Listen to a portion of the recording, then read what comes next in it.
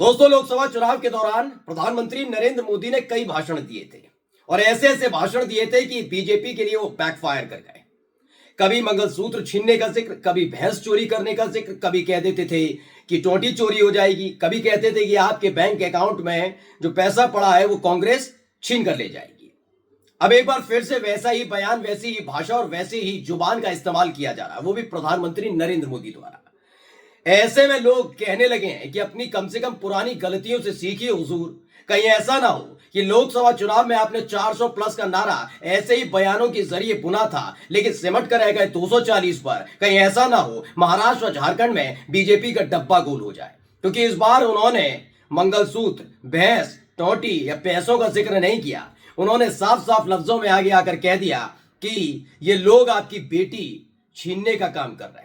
इस एक बयान ने पूरे देश में हड़कंप मचा दिया है कि किस तरह की भाषा शैली का इस्तेमाल प्रधानमंत्री नरेंद्र मोदी कर रहे हैं। उनकी जमकर आलोचना हो रही है। यही आज सारी चीजें आपको दिखाने जा रहा हूं। नमस्कार, मैं हूं प्रज्वल गौतम और अब आपको सबसे पहले बिना देर की वो बयान सुनाने जा रहा हूं जिसको लेकर नया बवाल कटा है।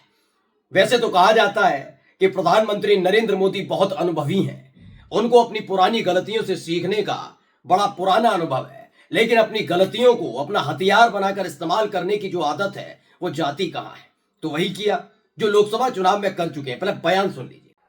ये आपकी रोटी भी छीन रहे हैं, ये आपकी बेटी भी छीन रहे हैं और ये आपकी माटी को भी हड़प कर रहे हैं।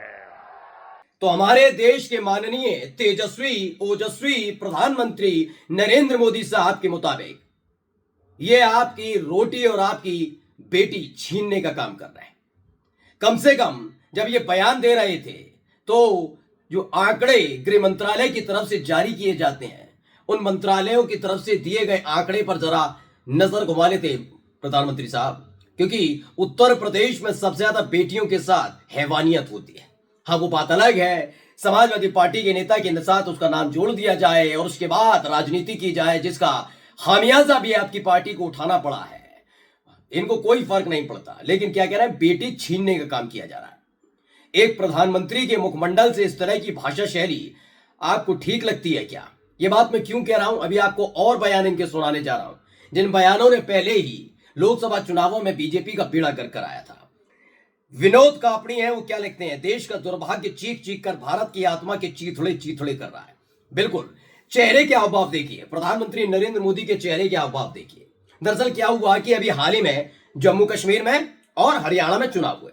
जम्मू कश्मीर में सबको पता था क्या होना है, वही हुआ, लेकिन हरियाणा में अपनी साख, अपनी पार्टी की साख को बचाने के लिए जो खेल किया गया वो भी इस देश की जनता ने देख लिया।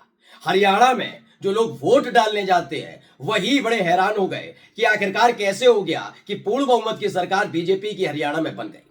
ये सवाल इसलिए उठ खड़ा हुआ क्योंकि पहले से जाट मतदाता नाराज थे, किसान नाराज थे, वहां की लड़कियां, वहां की महिलाएं नाराज थीं इस बात को लेकर कि जिस तरह से बीजेपी की तरफ से काम किया गया वो वाकई मुफीद नहीं था।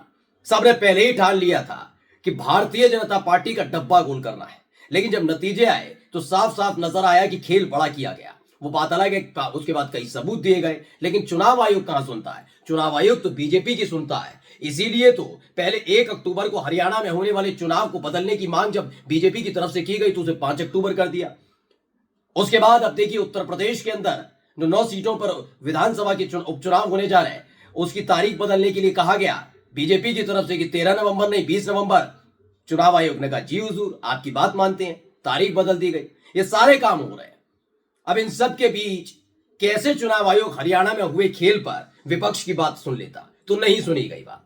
अब देखिए हो क्या रहा है, चेहरे के हावभाव बता रहे कि हमने वहां तो खेल कर दिया, लेकिन झारखंड में ये खेल करना बड़ा मुश्किल हो जाएगा। वजह मैं आपको खुलकर बता देता हूं। वजह यह है कि हरियाणा में बीजेपी की सरकार, और जब तक आप सरकार में होते हैं तब तक सारे अधिकारी आपके पूरी तरीके से हाथ में होते हैं, मुट्ठी में होते हैं, इसलिए आप जो चाहें जैसे चाहें खेल कर सकते हैं। लेकिन झारखंड में ऐसा नहीं है। झारखंड में कांग्रेस और झारखंड मुक्ति मोर्चा की सरकार है, हेमंत सोरेन मुख्यमंत्री है अभी तो फिलहाल, क्योंकि चुनाव आएंगे 13 तारीख को, 20 नवंबर को होंगे। अब आप कितना ही चुनाव आयोग दबाव डाले, कोई बाहर से अंडमान निकोबार से तो बुलाओगे नहीं, करेंगे तो झारखंड के अधिकारी चुनाव करवाएंगे। तो आप जो खेल करना चाहेंगे वो खेल हो नहीं पाएगा। अब चुनाव आयुक्त तो ऐसा तो कहेंगे नहीं अधिकारियों को फोन करके कि आप बीजेपी के लिए करिए वो करिए, तो क्या होगा? वैसा ही होगा जैसे चुनाव होना चाहिए। इसलिए चेहरे के हाव बता रहे थे कि अपनी भाषा शैली के जरिए काम करना है। पहले से ही असम के मुख्यमंत्री हेमंत बिस्व शर्मा, जो पिछले 3-4 साल से जब से बीजेपी में आए हैं, उन्होंने हिंदू मुस्लिम करने में पीएचडी कर रखी है, उन्हीं को इस चुनाव का सह प्रभारी बनाया गया। लगातार वो अलग अलग जगह जाकर, कभी संथाल में जाकर, कभी कहीं और जाकर बता रहे हैं कि मुसलमानों की जनसंख्या कितनी बढ़ गई है। कभी कुछ कर रहे हैं, कभी कुछ कर रहे हैं। यानी हिंदू मुस्लिम से लेकर इस तरह की भाषा शैली का इस्तेमाल बीजेपी की तरफ से किया जा रहा है। लेकिन वह हैरानी वाली बात नहीं है। खास बात यह है कि 10 साल प्रधानमंत्री रहने के बावजूद हमारे देश के प्रधानमंत्री नरेंद्र मोदी साहब पर यह बताने के लिए नहीं है कि उन्होंने झारखंड की जनता के लिए क्या कुछ किया। हां, बताने के लिए यह है कि एक आदिवासी मुख्यमंत्री को एक मामले में जेल में ठुसवा दिया गया। हाँ, वो बात अलग है कि उनकी अपनी पार्टी के कई नेताओं पर उससे गंभीर आरोप है, भ्रष्टाचार के आरोप है, जिन पर खुद बीजेपी आरोप लगाती रही। लेकिन जैसे वो बीजेपी में आए उसके फौरन बाद ही वो सारे पाप धुल गए, जिसमें से एक हेमंत बिस्व शर्मा ही है, जो आजकल झारखंड की गलियों में चौक चौराहों पर घूम घूम कर हिंदू मुस्लिम करने में जुटे हैं। इसका असर झारखंड के चुनाव पर पड़ने जा रहा है कि कैसे आदिवासी समाज से आने वाले एक नेता के साथ बदसलूकी की गई। खैर, अब इनका दूसरा बयान सुनाता हूं, जो पुराना बयान है लेकिन सुनना चाहिए, बड़ा दिलचस्प बयान है। बयान सुनिए पहले। ये आपके बैंक खाते बंद करा देंगे, उसका पैसा छीन लेंगे। मोदी ने हर गांव में बिजली पहुंचाई, ये आपके घर में बिजली कनेक्शन कटा के फिर अंधेरा कर देंगे। मोदी घर घर पानी पहुंचा रहा है। सपा कांग्रेस वाले आपके घर की पानी की टोंटी भी खोल के ले जाएंगे, और इसमें तो इनकी महारत है। तो सुन लिया क्या कह रहे हैं मोदी जी? बताते हैं कि भाई मंगल सूत्र के बाद इन्होंने बताया कि बैंक खाते में जो आपका पैसा है, जो मोदी ने बैंक खाता खुलवाया, जैसे मोदी जी ने अपनी जेब से 1-2 लाख गरीबों के अकाउंट में डाल दिए, ऐसी बात बोल रहे थे कि मोदी ने जो अकाउंट खुलवाया उस अकाउंट को बंद कर देंगे और आपके पैसे को छीन लेंगे। बिजली जो घर तक पहुंचाई वो छीन लेंगे। पानी मोदी ने पहुंचाया, बड़ा ऐसा अपने हाथ से बाल्टी भर भर कर ले गए थे मोदी जी, तो वो पानी बंद करवा दिया जाएगा और नल की टूटियां उखाड़ लेंगे। सोचिए, मानसिकता सोचिए। और यही वो बयान थे जिसने बेड़ा गर्क कराया था बीजेपी का। अब भी उससे सीख नहीं ली है। खैर, एक और बयान सुनिए, बड़ा दिलचस्प है। ये थोड़ा गुजराती में है लेकिन सुनिएगा, समझ जाएंगे। તમારી પાસે બે ભેંસ હોય તો એક ભેંસ કોંગ્રેસ વાળા કહે છે સરકારમાં આપી દો, એક તમારા છોકરાને આપવાની. કેમ? તો અમારે એક ભેંસ અમારી વોટ બેંકમાં આપવાની છે. આ કાયદેસર લાવવા મેનિફેસ્ટોમાં લખ્યું છે. બોલો, આ હિંમત એમની.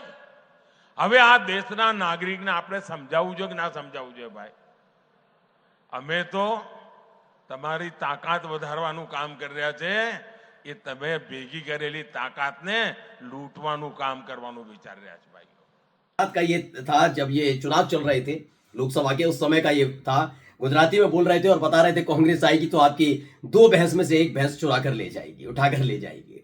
इस तरह की मैं बड़ा आश्चर्यचकित हूं सुनकर और देखकर। कोई भी पार्टी हो, समाजवादी पार्टी हो, बीजेपी हो, कांग्रेस हो, ममता बनर्जी की पार्टी, कोई भी पार्टी मैं कहता हूं, अगर उसके स्थानीय नेता, यहां तक कि मैं कहता हूं चलिए विधायक सांसद भी शब्दावली का इस्तेमाल करें तो समझ में आता है, ठीक है यार, वो स्थानीय स्तर की राजनीति कर रहे हैं। लेकिन जब स्तर देश के प्रधानमंत्री का ये आ जाए कि वो ऐसी बातें करने लग जाए, तो सोचिए हार की बौखलाहट कितनी सर चढ़कर बोल रही है। और यही काम हो रहा है इस वक्त झारखंड को लेकर। महाराष्ट्र में तो है ये बेड़ा गर्क, लेकिन झारखंड को लेकर सबसे ज्यादा बीजेपी को खलबली है कि वहां चुनाव जीता कैसे जाएगा, क्योंकि वहां के अधिकारी तो अपने अब है नहीं। चुनाव आयोग से दबाव डलवा कर कुछ हो नहीं सकता। अब ऐसे में खेल बस यही है कि कैसे भी करके इस तरह के बयानों से माहौल क्रिएट किया जाए। लेकिन जनता समझ गई है मोदी जी, जैसा लोकसभा चुनाव में हुआ था आपके ऐसे बयानों की वजह से, कहीं ऐसा ना हो झारखंड में कोई हो जाए। नमस्कार।